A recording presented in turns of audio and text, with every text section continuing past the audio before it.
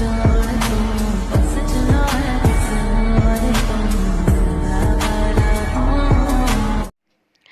Everyone, welcome to my channel Wang's universe. आज मैं आप लोगों के साथ अपने new FF love is not easy का पार्ट 2 शेयर करने वाली हूं। पर उससे पहले प्लीज़ आप लोग मेरे चैनल को सब्सक्राइब करना और वीडियो को लाइक करना मत भूलना।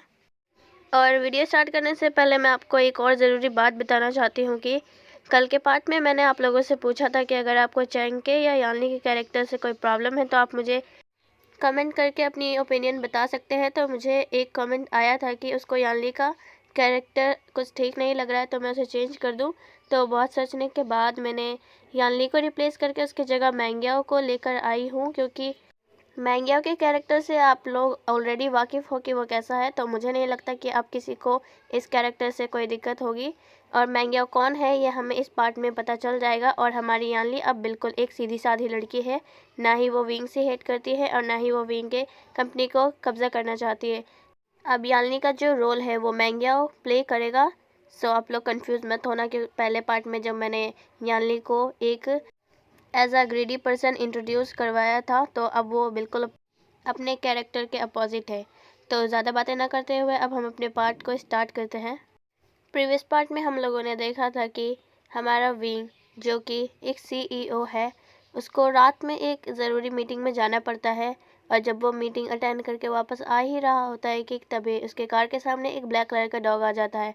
ड्राइवर उस डॉग को बचाने के चक्कर में ब्रेक लगाना चाहता था, पर ब्रेक ऑलरेडी कार के फेल हो चुके थे तो वो नहीं लगा पाता, जिसके वजह से उसकी कार ब्रिज के नीचे गिर जाती है। और इधर वांगी जो बादलों पर सो रहा था, तो हमारे सीफू ने आके उसे एक ज़ोर से लात मारी थी, जिसके वजह से वो नीचे गिर रहा था।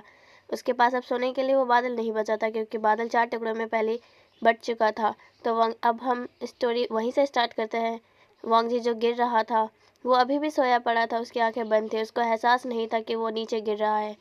वांगजी को होश तब आता है जब वो फील करता है कि उसके बैक में एक हीट अलग से ही जनरेट हो रही है।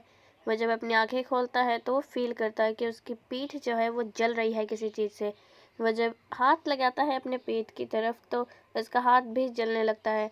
तो जब वो पीछे पलट के यानी थोड़ा सा अपना सर घुमा के अपनी बैक की तरफ देखता है तो वो शॉक हो जाता है, क्योंकि उसके पूरे कपड़े आग में जल रहे थे। वो एक एंजल था, इसलिए उसको इतना कुछ फ़र्क नहीं पड़ने वाला था बॉडी पर। वांगजी फिर अपना पूरा सर नीचे की तरफ झुकाकर देखने लगता है तो वो देखता है कि जिस बादल पे वो पहले सो रहा था अब वो बादल वहाँ पे है ही नहीं, और वांगजी बहुत तेज़ी से नीचे की तरफ गिर रहा है। तो वांगजी जब ये देखता है तो वो हैरान हो जाता है।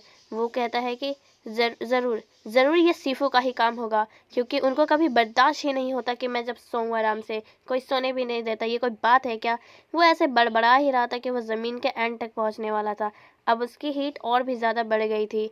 वांगजी फिर रियलाइज़ करता है कि अगर वो नीचे गिरा तो कहीं मर ही ना जाए, इसलिए वो अपनी पंखों को निकालना भी भूल गया था। पर जब वो ज़मीन के एंड तक पहुंचने वाला था तभी उसके पंख अपने आप ही बाहर निकल गए। और फिर भी वो ज़मीन पर गिर गया, क्योंकि पंख उसके थोड़े लेट से निकले थे। वांगजी जब नीचे गिरता है तो उसको इतनी भी ज़्यादा चोट नहीं लगती, क्योंकि जब उसके पंख निकले थे तो थोड़ा सा बैलेंस उनके पंखों पर भी आ गया था। तो वांगजी गिरता है तो उसके शोल्डर के यहाँ पर थोड़ी सी चोट लग जाती है एक पत्थर से टकराने पर। वांगजी के पंखों पर अब उसको थोड़ा थोड़ा वेट फील हो रहा था, उसे लग रहा था कि उसके पंख थोड़े गीले हो रहे हैं। और फिर जब वो अपने पंखों के यहाँ पे देखता है तो वहाँ पे ब्लू कलर का पानी सा एक चीज़ निकल रहा था उसके शोल्डर से। वांगजी जब देखता है कि वो चीज़ उससे निकल रही है तो वांगजी फिर कहता है, उफ़, इतना भी तो मुझको चोट नहीं लगा था जो ये निकलना शुरू हो गया। वो चीज़ और कुछ नहीं वांगजी का ब्लड था। वो ब्लड ब्लू कलर का था, क्योंकि एंजल वर्ल्ड में ऐसा होता है कि वो उसके आई कलर पे ही उसका ब्लड कलर डिपेंड होता है। जैसे हमारे वांगजी का आई कलर ब्लू है तो उसका ब्लड भी ब्लू है, वैसे ही हमारे शीचेन का आई कलर ग्रीन है तो उसका ब्लड भी ग्रीन होगा, और वैसे ही सीफू का आई कलर येलो है तो उसका ब्लड भी येलो ही होगा। एंजल वर्ल्ड में सिर्फ 3 कलर के आईज़ वाले लोग ही रहते हैं, एक ब्लू, ग्रीन और येलो। इनके अलावा और कलर एंजल वर्ल्ड में नहीं है। सो वांगजी का तो ब्लू है, इसलिए उसका ब्लड भी ब्लू है। तो अब वांगजी खड़ा होता है और जहाँ से उसकी ब्लीडिंग हो रही थी वहाँ पे वो अपने हैंड को रख के प्रेस करता है ताकि उसकी ब्लीडिंग बंद हो जाए। वांगजी फिर वहाँ से ये सोचकर चलने लगता है कि ये सीफू ने अब उसे किस जगह पे लाके फेंक दिया है। ये जगह कुछ खंडर सी है और यहाँ पे इतना अंधेरा क्यों है। वो ये सब सोच ही रहा होता है कि तभी उसे फील होता है कि जिस चीज़ पे वो चल रहा था, मतलब वो एक हार्ड सी थिंग जिस पे वो चल रहा था, अब वो उसे फील नहीं हो रही है। वांगजी जब इधर उधर अपने पैर हिला के देखता है तो देखता है कि वहाँ पे तो ज़मीन ही नहीं है। वांगजी अब नीचे की तरफ देखता है और वो गिरने लगता है। वांगजी फिर कहता है, नहीं, फिर से नहीं, मुझे चोट नहीं लगवानी अब दोबारा। तो वांगजी के पंख वैसे भी बाहर थे, इसलिए वो गिरता नहीं है। वो आराम से जाके ज़मीन पे लैंड होता है। वो जहाँ पे लैंड होता है वो कोई ज़मीन नहीं थी। वांगजी जब लैंड हुआ तो उसे फील हुआ कि वो किसी चीज़ पे है जो कि बहुत ज़्यादा हिल रही है। फिर वांगजी देखता है तो वो एक बहुत बड़ी सी मशीन थी। वो मशीन नहीं बल्कि कार थी, पर वांगजी को पता नहीं कि वो क्या चीज़ है, इसलिए वांगजी अभी उसे एक मशीन ही समझ रहा था। वांगजी जब इधर उधर हिलने यानी चलने की कोशिश करता है तो वो चीज़ हिल रही थी और उसी की चीज़ से वांगजी एक और आवाज़ सुनता है। उस आवाज़ को सुनकर वांगजी थोड़ा हैरान हो जाता है। वो आवाज़ किसी चीज़ के करराहने की थी, जैसे कोई दर्द में कर्रा रहा हो। वांगजी फिर उस चीज़ से नीचे उतरता है और वो जब नीचे उतरता है तो उसके जूते के नीचे एक मुलायम सी चीज़ पे पैर पड़ता है। वो जब उस पे पैर पड़ता है वांगजी का, तो वो और ज़ोर से कर्राता है, मतलब उसको और ज़्यादा दर्द हुआ अब। तो वांगजी फिर देखता है तो वो किसी के हाथ थे। वांगजी फटाफट दूर हटता है और कहता है, अरे बाप रे, ये क्या चीज़ है। वांगजी फिर झुक कर उसके नीचे देखने लगता है तो वो देखता है कि वहाँ पे दो लोग फंसे हुए हैं। वांगजी फिर सोचता है, ये इंसान जैसे क्यों लग रहे हैं मुझे। वांगजी फिर उस कार को हटाता है उन दोनों के ऊपर से, और जब वो देखता है तो देख के शॉक हो जाता है, क्योंकि वहाँ पे दो लोग पड़े हुए थे जख्मी हालत में। वांगजी को एक फ्रेगरेंस आ रही होती है जो कि रोज़ की थी। वो बहुत हार्ड फ्रेगरेंस थी जो कि उसके नाक में घुस रही थी। वांगजी को फील हो जाता है कि यहाँ पे एक ओमेगा और एक अल्फ़ा है। वांगजी फिर झुक के उन दोनों की ब्रीथिंग को चेक करने लगता है, तो उनमें से जो ओमेगा था उसकी सांसें अभी भी चल रही थी, पर उसकी धड़कन बहुत स्लो हो गई थी। और वही वांगजी जब अल्फ़ा को चेक करता है तो उसकी सांसें ही नहीं चल रही थी। इससे साफ पता चलता है कि वो अल्फ़ा अब मर चुका है। वहाँ पे बहुत ज़्यादा अंधेरा था, इसलिए वांगजी ने अभी तक उन दोनों के चेहरे को नहीं देखा था। वांगजी अब उसके चेहरे के पास झुकता है और वो जब उसको देखता है तो देख के डर जाता है। वो जल्दी से हटता है और कहता है, ये इंसान इतने भयानक कैसे होते हैं। मैंने तो सुना था कि ये इंसान बहुत सुंदर होते हैं, पर ये तो बिल्कुल ही उल्टा है। ये तो बिल्कुल राक्षस की तरह दिखता है। मैं भी कहाँ फंस गया। और ऐसा कहकर वो वहाँ से जाने लगता है, क्योंकि उसे पता नहीं था ये कौन सी जगह है। पर उसे इतना तो रियलाइज़ हो चुका था कि वो अभी जहाँ पर है वो एक ह्यूमन वर्ल्ड है। तो वांगजी जब वहाँ से जा रहा होता है तो वो उसके पैर वहीं रुक जाते हैं, क्योंकि उसके पैर को किसी हाथ ने रोक लिया था। वांगजी जब अपने पैरों की तरफ देखता है तो देखता है एक खून से लथपथ हाथ ने उसके पैरों को पकड़े रखा है। वांगजी फिर पीछे पलटता है तो वो देखता है वो ओमेगा अभी उसने आंखें बंद की हुई है अपनी, और वो वांगजी से बहुत ज़्यादा स्लो वॉइस में कह रहा होता है कि प्लीज़ रुक जाओ, मेरी मदद करो।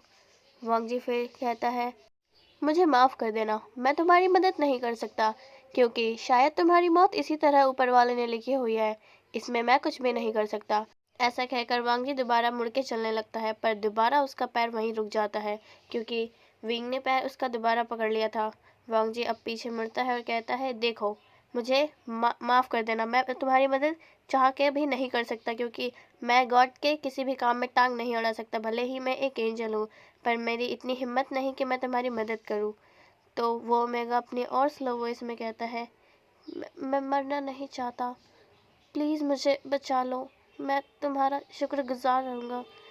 तो वांगजी कहता है, तुम ऐसे नहीं मानोगे। वो अपना पैर फिर छुड़ा लेता है, पर वांगजी को बहुत बुरा लग रहा होता है उसकी ऐसी हालत देख के।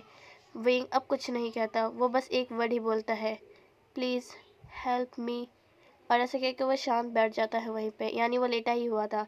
वांगजी अब अपनी आंखें ज़ोर से बंद करता है और वह कहता है कि पता नहीं क्यों, पर मुझे बिल्कुल अच्छा नहीं लग रहा है। ऐसा कहकर फिर वो विंग को गोद में उठा लेता है और वांगजी फिर आसमान की तरफ देखने लगता है और कहता है कि मुझे माफ़ करना, पर मैं तुम्हारे दोस्त को नहीं बचा सका, क्योंकि वो पहले ही मर चुका है। विंग अपनी थोड़ी सी आंखें खोलता है, उसने आधी ही खोली हुई थी। वो अपना हाथ वांगजी के चीक्स पर रख के कहता है, क्या तुम मुझे बचाओगे? और तुम कौन हो? तो वांगजी कहता है, यूँ समझ लो कि मैं एक फरिश्ता बन के सिर्फ तुम्हारे पास आया हूँ। मैं ये काम बिल्कुल नहीं करना चाहता, पर पता नहीं क्यों मेरा दिल कह रहा है कि मैं तुम्हें बचाऊँ। विंग की आवाज़ बहुत ज़्यादा स्लो थी क्योंकि उसके सर में बहुत ज़्यादा चोट लगे हुए थे, जिससे वो सही से बोल भी नहीं पा रहा था। पर वांग जी के पास बहुत सारी पावर्स है, इसलिए वो दूर की आवाज़ें भी बहुत आसानी से सुन सकता है।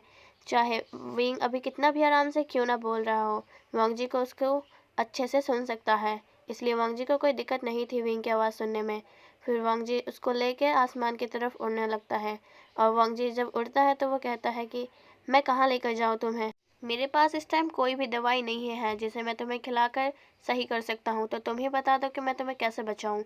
तो विंग अपनी स्लो वॉइस में कहता है, हॉस्पिटल की तरफ लेके चलो मुझे। तो वांग जी कहता है, हॉस्पिटल किधर है।